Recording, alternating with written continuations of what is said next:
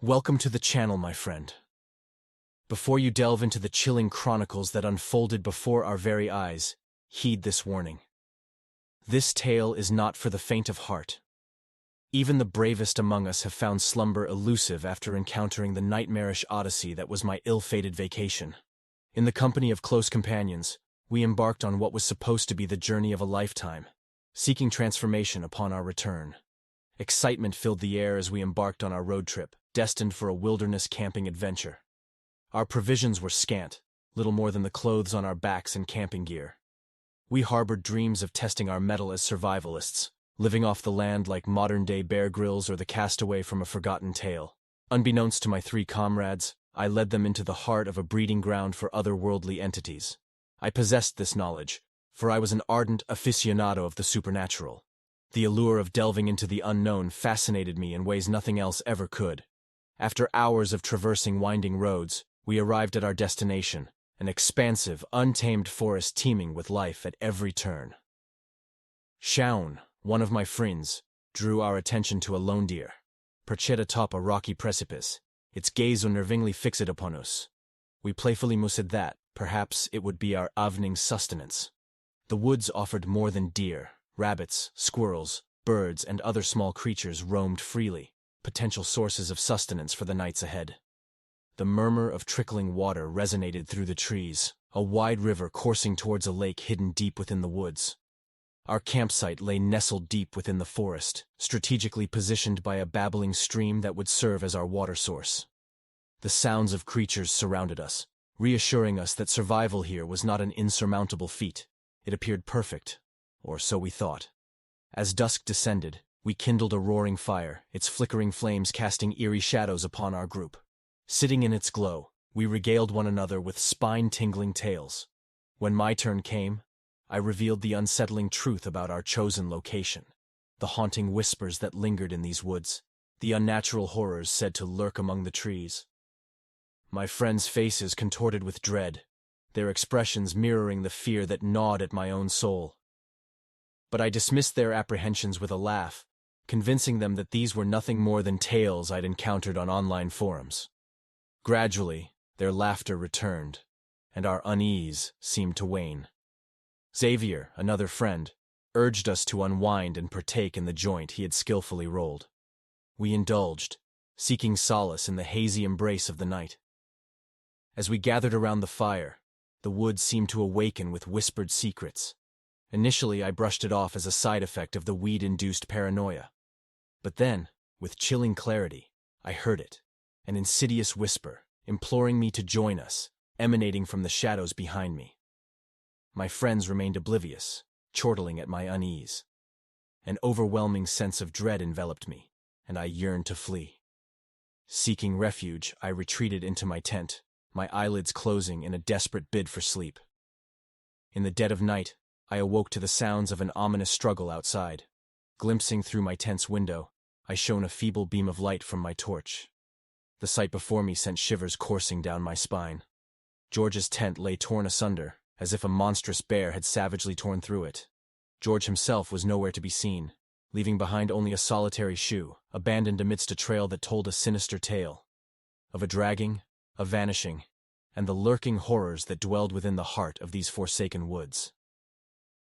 In the immediate aftermath of the gruesome discovery, I sprang to my feet, rousing my slumbering companions to bear witness to the nightmarish scene.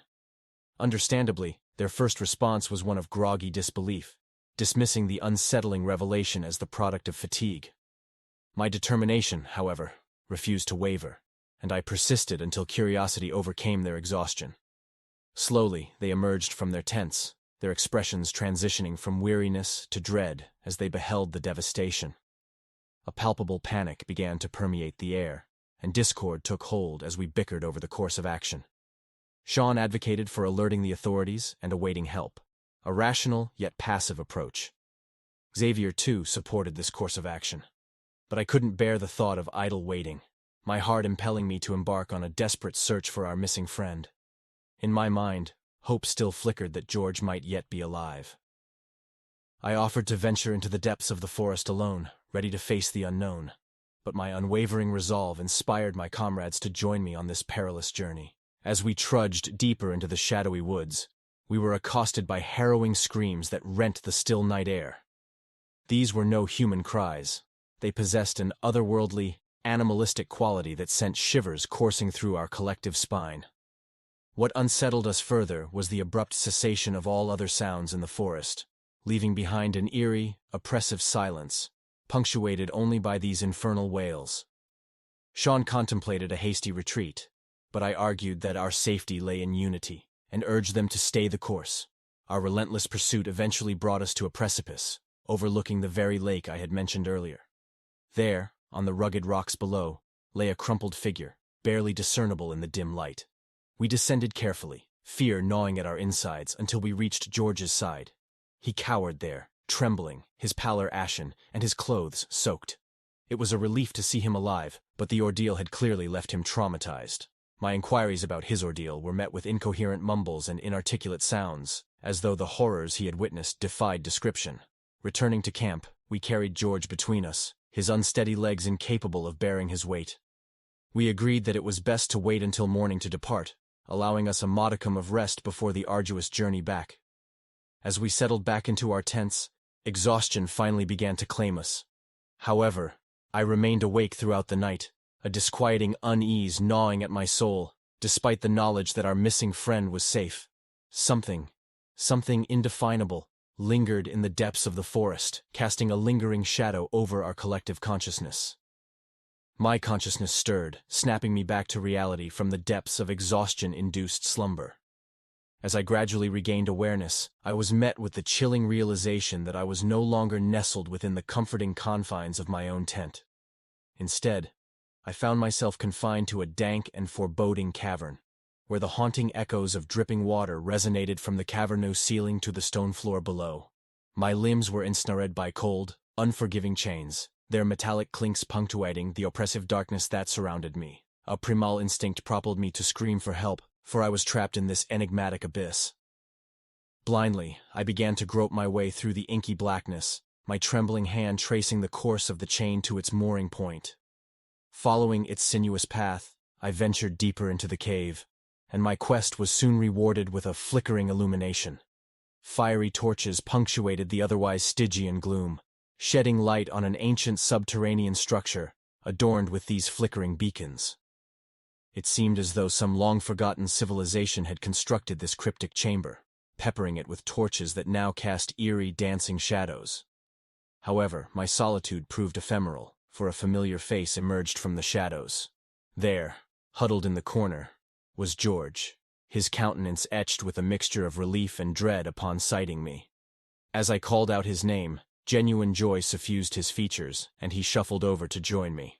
It was apparent that George had endured his own harrowing ordeal, though he appeared markedly healthier than when we had initially discovered him. He inquired about the circumstances of my arrival, and I recounted the bewildering sequence of events that had transpired after we had returned to our campsite following his rescue. Yet, as our tales intertwined, a dreadful realization clawed its way into my consciousness, like a malevolent phantom. I stumbled upon the nightmarish truth. The George we had found was not George at all. It was a sinister doppelganger, a grotesque imitation of our friend. Panic welled up within me, and I implored George to recount his own experience. His voice trembled as he disclosed the peculiar encounter that had led him to this cavern, recounting a chilling transformation of a deer into a monstrous beast, which had attacked and incapacitated him before he awoke in this abyss. Fusing our fragmented narratives, I pieced together a ghastly puzzle. Our tormentors were skinwalkers, shape-shifting entities capable of assuming any form. Yet, their motive remained an inscrutable enigma. I explained to George that our salvation lay in escaping the cave, reuniting with our friends, and fleeing this nightmare. He concurred, though the predicament of our shackles loomed ominously. With a jagged rock I found upon the cavern floor, I set to work, tirelessly hacking away at our chains. Eventually, one link gave way, granting me freedom. But George remained bound, his manacles proving more resilient. As I redoubled my efforts, a disquieting sound echoed through the cave, an approaching presence from the darkness. Panic fueled my determination, and I relentlessly hammered at the chains until they yielded. We hastily retreated behind a rock as the footsteps drew nearer. Emerging from the shadows, two figures materialized. Tall, emaciated, and utterly inhuman. Their hollow, obsidian eyes stared out from sunken sockets. An eerie stillness enveloped us as they passed, a silent dread binding our tongues. In a moment of desperate reckoning, I whispered to George to make a break for it, dashing into the inky abyss from which our pursuers had emerged, praying it would lead to freedom. George hesitated, but with no alternative, he followed, and we sprinted as the cavern trembled from the pursuit of our unearthly tormentors.